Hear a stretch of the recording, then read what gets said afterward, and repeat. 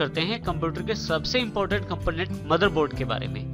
Motherboard बहुत ही main part होता है किसी भी कंप्यूटर सिस्टम का, क्योंकि मदरबोर्ड के साथ ही आपकी सभी डिवाइसेस और कंपोनेंट्स कनेक्टेड रहते हैं। चाहे वो डायरेक्टली मदरबोर्ड के साथ कनेक्ट किए जाए, चाहे वो इनडायरेक्टली कनेक्ट किए जाए, सबका संबंध मदरबोर्ड से ही रहता है। मदरबोर्ड का सबसे मुख्य कार्य कंप्यूटर कंपोनेंट्स को एक दूसरे के साथ सहयोग करना होता है। एक तरह से ये एक ऐसा बेस प्रदान करता है जिसपे सभी कंपोनेंट मिलकर कार्य करते हैं। एक तरह से हम ये कह सकते हैं कि मदरबोर्ड एक बहुत ही बढ़िया इलेक्ट्रॉनिक कंपोनेंट्स का फिजिकल अरेंजमेंट होता है, जिसमें लगभग वो सभी पार्ट्स अवेलेबल रहते हैं, वो सारा सर्किट अवेलेबल रहता है जो एक कंप्यूटर को चलाने और सभी कंपोनेंट्स के कार्य करने में जरूरी रहता है। अब हम बात करते हैं मदरबोर्ड के बेसिक कंपोनेंट्स की। हमारे पास एक मदरबोर्ड कुछ इस प्रकार का होता है जिसमें काफी सारे कंपोनेंट्स और काफी सारे पार्ट्स होते हैं। अब हम बारी बारी से कुछ पार्ट्स की जानकारी लेते हैं। इसमें सबसे पहले और जो सबसे इंपॉर्टेंट पार्ट है वो है प्रोसेसर सॉकेट।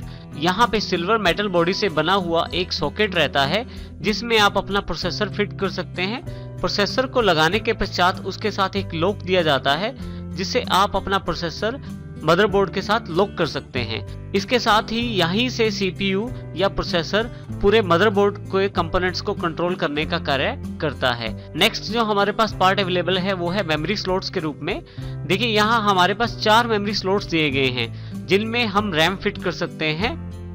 यहाँ ये जानना जरूरी है कि हम कट के अनुसार ही रैम फिट करते हैं, अर्थात यदि ये जो कट दिया गया है बीच में, यदि आपकी रैम इस कट के अनुसार नहीं है तो फिर उस रैम को आप इस मदरबोर्ड में प्रयोग नहीं कर पाएंगे। रैम की जानकारी हम रैम के चैप्टर में लेंगे, लेकिन यहाँ पे मुख्य बात यह है कि हमारे पास रैम को फिट करने के लिए हर स्लॉट के साथ 2 लॉक दिए जाते हैं, एक ऊपर की तरफ और एक नीचे की तरफ। जब हम इस स्लॉट में रैम लगाते हैं तो उसको प्रॉपरली मदरबोर्ड से कनेक्ट करने के लिए हम दोनों लॉक्स का इस्तेमाल करते हैं। मदरबोर्ड के ऊपर जो मेमोरी स्लॉट्स होते हैं मदरबोर्ड के टाइप के अनुसार अलग अलग भी हो सकते हैं। कुछ मदरबोर्ड में केवल 2 स्लॉट्स अवेलेबल रहते हैं, कुछ में 4 स्लॉट्स भी अवेलेबल हो जाते हैं। नेक्स्ट हमारे पास जो सेक्शन है वो है आईडीई कनेक्टर। आईडीई कनेक्टर का अर्थ उस कनेक्टर से है जो मदरबोर्ड को हार्ड डिस्क के साथ जोड़ता है, या हम इस प्रकार से कह सकते हैं कि जो हार्ड डिस्क को मदरबोर्ड के साथ जोड़ता है। इसके लिए एक केबल का प्रयोग किया जाता है जिसे आईडीई केबल कहते हैं। एक सिरा उस केबल का हार्ड डिस्क में लगा दिया जाता है और दूसरा सिरा उस केबल का यहाँ आईडीई कनेक्टर में लगा दिया जाता है। इसके पश्चात हमारे पास नेक्स्ट जो पार्ट है वो हमारे पास पावर कनेक्टर के रूप में है। एसएमपीएस के द्वारा आए हुए पावर सप्लाई को, जो कि पावर कनेक्टर के रूप में होती है, इस पावर कनेक्टर के साथ जोड़ दिया जाता है। एक लॉक वहां अवेलेबल रहता है और एक लॉक साइड यहाँ अवेलेबल रहती है। जब हम उस कनेक्टर को इसकी लेफ्ट साइड देखिए, यहाँ पे एक लॉक साइड अवेलेबल है। जब हम उस पावर कनेक्टर को इस कनेक्टर के साथ जोड़ते हैं तो एसएमपीएस की सप्लाई पूरे मदरबोर्ड को मिलती है। ये पावर कनेक्टर 20 से 24 पिन का अवेलेबल हो सकता है मदरबोर्ड के प्रकार के अनुसार। नेक्स्ट हमारे पास सीमोस बैटरी अवेलेबल रहती है। सीमोस बैटरी बिल्कुल एक सेल होता है, जिस प्रकार से एक घड़ी में एक सेल डलता है उसी प्रकार से इस मदरबोर्ड के लिए भी एक सीमोस बैटरी अवेलेबल रहती है। ये सीमोस बैटरी कंप्यूटर के बंद होने की स्थिति में भी आपके कंप्यूटर का टाइम और डेट अपडेटेड रखती है और आपकी बायस सेटिंग्स को सेव करके रखती है। यदि आपको लगता है कि आपके कंप्यूटर की डेट और टाइम ठीक नहीं दिखाया जा रहा, आप बार बार डेट टाइम चेंज करते हैं, ठीक करते हैं और डेट टाइम फिर से अपने आप चेंज हो जाता है, तो आपको उस समय ये सीमोस बैटरी को बदलना होता है। तो इस तरह से सीमोस बैटरी यहाँ पे अवेलेबल रहती है मदरबोर्ड के स्थान पे। नेक्स्ट हमारे पास साउथ ब्रिज एक चिप अवेलेबल रहती है। यहाँ पे यदि हम देखें तो साउथ ब्रिज को इंडिकेट कर रही है चिप। इस हीट सिंक के नीचे एक चिप होती है जिसे हम कहते हैं साउथ ब्रिज।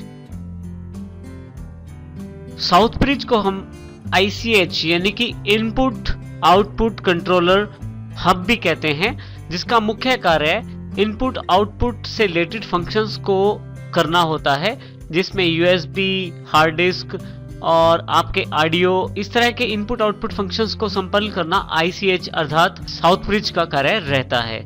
इसके साथ ही यदि आप नीचे की तरफ देखें तो यहाँ पे ये रेड कलर का जो बॉक्स है वो इंडिकेट करता है मदरबोर्ड के फ्रंट पैनल को।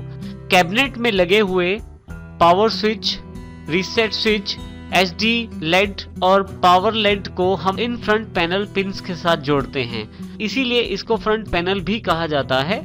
और यहाँ पे उन सभी केबल्स को जोड़ा जाता है जो कैबिनेट्स के साथ अवेलेबल रहती हैं। इसी के साथ यदि यहाँ देखें तो हमारे पास जो यहाँ पे ब्लैक कलर के पोर्ट्स दिखाए गए हैं, इस मदरबोर्ड में 4 पोर्ट हैं, तो ये पोर्ट्स SATA पोर्ट्स कहलाते हैं।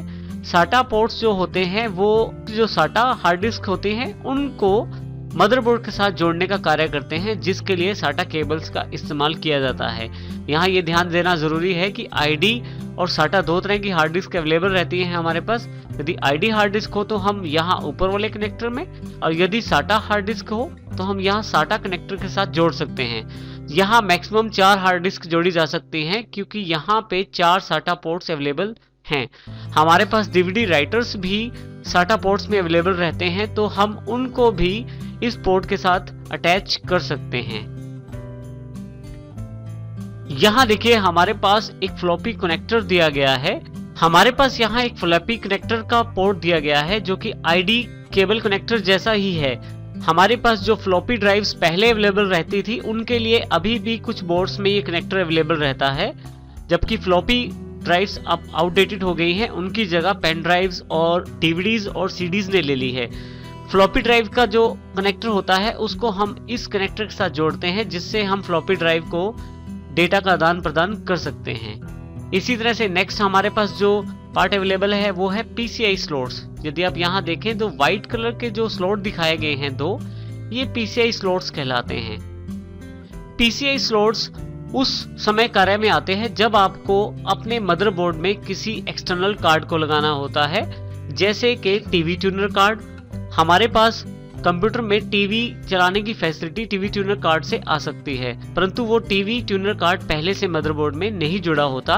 हम उसको अलग से परचेज करके इस पोर्ट में लगा सकते हैं, जिसको PCI स्लॉट पोर्ट कहते हैं। यदि किसी कारण से हमारी साउंड चिप खराब हो गई है तो हम एक sound card, external sound card लेके वो भी यहाँ लगा सकते हैं। देखिए हमारे पास यहाँ 2 पोर्ट दिए गए हैं, तो मैक्सिमम हम 2 कार्ड यहाँ लगा सकते हैं, वो कोई भी हो सकते हैं।